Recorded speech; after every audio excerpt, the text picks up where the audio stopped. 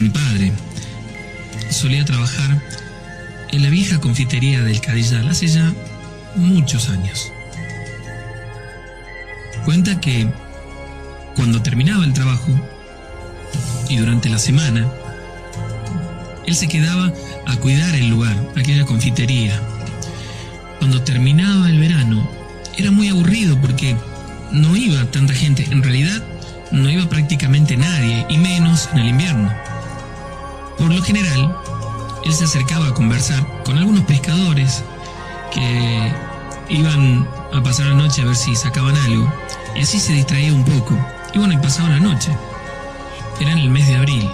Esa noche salió a dar una vuelta por el anfiteatro y se quedó sentado en una pared bajita que hay en el dique a la vuelta del anfiteatro.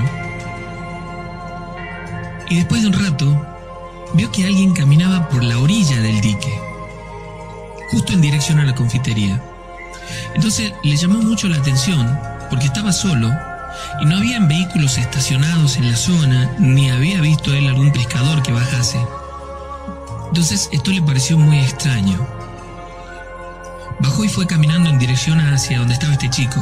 Muchacho, no te metas, es peligroso, le gritaba que era profundo en ese lugar. Cuando mi papá llegó a la altura de donde él estaba, lo llamó, lo saludó y cuenta que el muchacho le dio la mano y él sintió mucho frío. Le preguntó si no sentía frío y el chico hizo un gesto como diciendo que no. Mi papá, sin dejarlo hablar, le dijo que era peligroso nadar ahí en esa zona, en ese lugar, que mucha gente había muerto allí, porque hay partes que son realmente muy profundas y mucho más peligroso todavía de noche. Sacó del bolsillo una bolsita y le pidió a mi papá que la tuviera. Y se largó al agua, a pesar de la insistencia de mi papá porque no lo hiciera. A los pocos minutos empezó a gritar, pidiendo ayuda. Mi viejo se desesperó porque él no podía hacer nada, ya que él no sabía nadar. Casi no podía verlo, salvo el chapoteo en el agua, que producía como una espuma blanca. Pero sí escuchaba y veía los manotazos a lo lejos. Al chico no podía verlo. Escuchaba los gritos claramente, hasta que, en segundos, todo quedó en silencio. Mi papá corrió hasta la confitería, sacó la bicicleta y fue hasta el puesto de control, donde están los policías.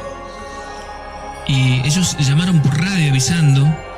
Lo acompañó la policía de mi papá. Luego llegó a la lacustre en una lancha y se pusieron a buscar en el lugar un largo rato. Mi papá cuenta que buscaban con ganchos, que tiraban, arrojaban al agua con piolas, con linternas de mucha potencia, pero no encontraban nada. Un largo rato estuvieron allí.